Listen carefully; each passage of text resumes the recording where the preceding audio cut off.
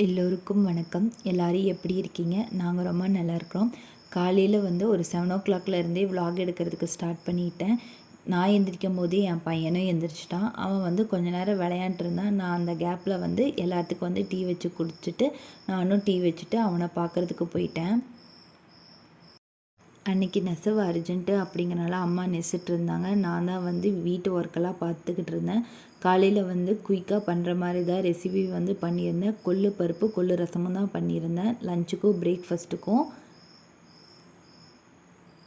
குக்கரில் கொள்ளு பருப்புக்கு தேவையானதெல்லாம் போட்டுட்டு குக்கரை மூடி வச்சுட்டு தம்பியை பார்க்கறதுக்கு போயிட்டேன். அவனுக்கு கொஞ்சம் ஃபீட் பண்ணிவிட்டு அவன் கூட கொஞ்சம் நேரம் விளையாண்டுருப்பேன். காலையில் ஒரு 7 மணிக்கு அவன் எந்திரிச்சிருவான். எந்திரிச்சு ஒரு 1/2 hour 1 hour விளையாண்டு எகெயின் அவன் தூங்க போயிடுவான். அவன் அந்த நேரம் தூங்குகிற கேப்பில் நான் குக்கிங் வேலையெல்லாம் பார்த்துருவேன். அன்றைக்கும் நான் அப்படி தான் பார்த்துருந்தேன். அவனை தொட்டியில் போட்டு தூங்க வச்சுட்டு கொள்ளு பருப்புக்கு தேவையான சின்ன வெங்காயம், பச்சை மிளகாய் எல்லாமே அரிஞ்சு தாளிச்சிட்டேன். கொள்ளு பருப்பு கடைஞ்சி வச்சுட்டு இன்னொரு அடுப்பில் சாப்பாட்டுக்கு அரிசி வச்சுட்டேன். கொள்ளு ரசத்துக்கு பண்ணிக்கிட்டு இருந்தேன். ஃபர்ஸ்ட்டு கொள்ளு வச்சிருந்த தண்ணியை ஒரு பாத்திரத்தில் முக்கால்வாசி எடுத்து வச்சுட்டேன். புளியும் தக்காளியும் போட்டு கரைச்சி வச்சுருந்த தண்ணியும் அது கூட ஆட் பண்ணிவிட்டு கூடவே ஃப்ரெஷ் கருவேப்பிலையும் 1 டீஸ்பூன் சீரகம், தேவையான அளவு உப்பு போட்டுக்கோங்க. பச்சை மிளகா ஒரு அளவு கொஞ்சம் அதிகமாகவே சேர்த்துக்கோங்க. கொள்ளு பருப்பு செய்யும் போது பச்சை மிளகா ஆட் பண்ணிக்கிட்டிங்கன்னா டேஸ்ட் ரொம்ப நல்லாயிருக்கும். கொஞ்சம் பச்சை மிளகா கொஞ்சம் அதிகமாகவே சேர்த்துக்கோங்க. அப்போ தான் கார தூக்கலாக இருக்கும். சாப்பாட்டுக்கு பிணைஞ்சி சாப்பிடும்போது ரொம்ப நல்லாயிருக்கும். இதெல்லாம் சேர்த்ததுக்கப்புறம் நீங்கள் அதை டைரெக்டாகவே நீங்கள் அடுப்பில் வச்சுருங்க. மேலே கொஞ்சம் எண்ணெய் ஊற்றிக்கங்க வேணும்னா. அது ஆப்ஷனல் தான். நான் எப்பயுமே எண்ணெய் ஊற்றி தான் வைப்பேன். அன்றைக்கி அந்த மாதிரி தான் வச்சுருந்தேன். கொள்ளு ரசத்தை நல்லா கொதிக்க விடுங்க. பச்சை வாசனை அடங்குற வரைக்கும் நல்லா கொதிக்க விடுங்க. கடைசியில் கொத்தமல்லி இலை போட்டு ஸ்டவ் ஆஃப் பண்ணி இறக்கி வச்சுக்கோங்க. அன்றைக்கி என்கிட்ட கொத்தமல்லி இல்லை, அதனால் நான் போடலை. நான் சாப்பாடு செஞ்சு முடித்ததும் என் பையனும் எந்திரிச்சிட்டான். அவனுக்கு சாப்பாடு ஊட்டிட்டான். அவனுக்கு கொள்ளு ரசம் தான் கொடுத்துருந்தேன். அவனும் நல்லா சாப்பிட்டான். எல்லோரும் சாப்பிட்டு முடிச்சுட்டு வெளியே உட்காந்துட்டு இருந்தோம். வெளியே சீமாறு, வீடு துடைக்கிற மாப்பி எல்லாமே கொண்டு வந்திருந்தாங்க. அம்மா வாங்கினாங்க, சீமாறு வாங்கியிருந்தாங்க. அம்மா சாரி அடிச்சிட்டுன்னு சொல்லிட்டு ரொம்ப ஃபாஸ்ட்டாக நெசிட்டு இருந்தாங்க.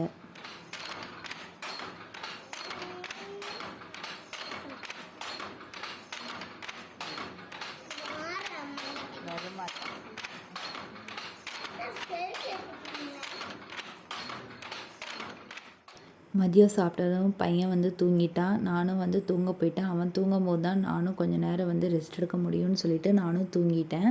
ஒரு 4 மணிக்கு எந்திரிச்சதும் ரெஃப்ரெஷ் ஆகிட்டு மதியம் சாப்பிட்ட பாத்திரமெல்லாம் கழுவுறதுக்கு போட்டிருந்தேன். அந்த பாத்திரத்தையும் கழுவிட்டு கவுண்டர் டாப்பை க்ளீன் பண்ணி விட்டுடலாம் அப்படின்னு சொல்லிட்டு அந்த வேலையை பார்த்துட்டு இருந்தேன்.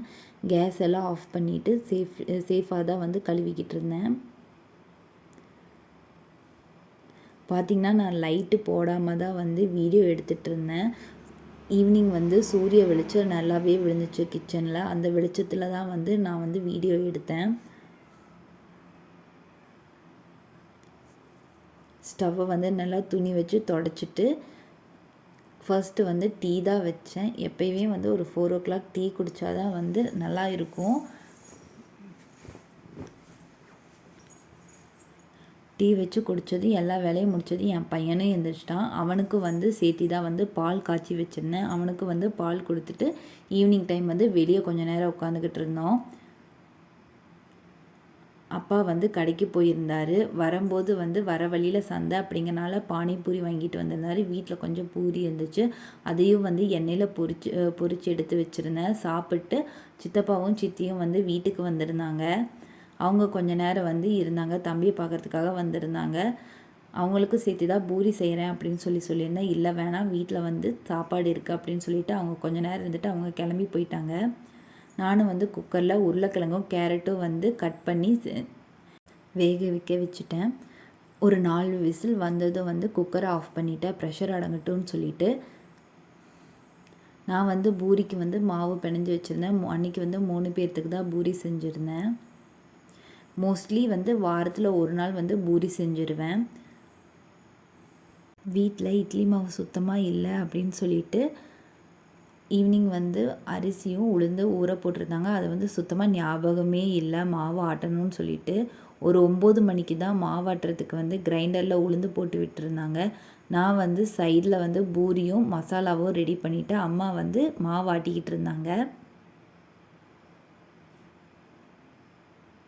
நாங்கள் கருப்பு உளுந்தை யூஸ் பண்ணுவோம், உபரி கொஞ்சம் அதிகமாக கிடைக்கும்னு சொல்லிட்டு. பூரி செஞ்சு முடிச்சுட்டு 3 பேரும் ஒட்டுக்காந்தான் உட்காந்து சாப்பிட்டோம். பூரிக்கு வந்து எப்பயுமே பூரி மசாலா தான் பண்ணுவேன், உருளைக்கிழங்கு மசாலா தான் பண்ணுவேன். அதுதான் வந்து பூரிக்கு நல்லாயிருக்கும் சைட் டிஷ் அப்படின்னு சொல்லிட்டு அதுதான் பண்ணியிருந்தேன். வேறு எந்த இதுவுமே வந்து புதுசாக வந்து ட்ரை பண்ண மாட்டேன். அம்மா வந்து டயர்டாக இருக்குன்னு சொல்லிட்டு தூங்க போயிட்டாங்க. நான் தான் வந்து இருந்த கொஞ்சம் அரிசியும் வந்து ஆட்டிட்டு பாத்திரத்தில் வந்து மாவை ட்ரான்ஸ்ஃபர் பண்ணிவிட்டு உப்பு போட்டு நல்லா கலந்து வச்சுட்டேன், புளி பெரட்டும்னு சொல்லிட்டு. பாத்திரத்தில் மாவு கொஞ்சம் அதிகமாகவே இருந்துச்சு, அதனால் வந்து வேறு பாத்திரத்தில் வந்து ட்ரான்ஸ்ஃபர் பண்ணி வச்சுட்டேன்.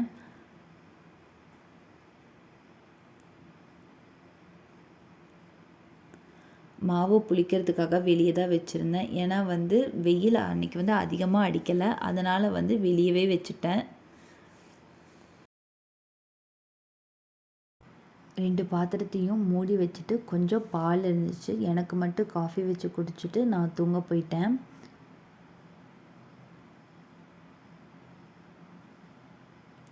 தூங்குறதுக்கு முன்னாடி கேஸ் ஆஃப் பண்ணியிருக்கா, ஆர்ஓ ஸ்விட்ச் ஆஃப் பண்ணியிருக்கா எல்லாமே செக் பண்ணிவிட்டு தான் தூங்க போவேன். கடைசியில் வந்து ஜன்னல் எல்லாத்தையுமே சாத்திட்டு நானும் வந்து தூங்க போயிட்டேன்.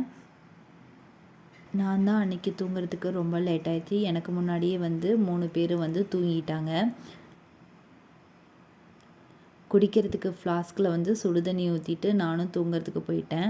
அப்பா வந்து ஈவினிங் வந்து பாவு வாங்கிட்டு வந்திருந்தார், ஈரமாக தான் இருந்துச்சு, அதனால் வீட்டுக்குள்ளே ஃபேன் போட்டு காய வச்சுருந்தாரு. இந்த விளாக் எப்படி இருந்துச்சுங்கிறத கீழே கமெண்ட் பண்ணுங்கள். தேங்க்யூ.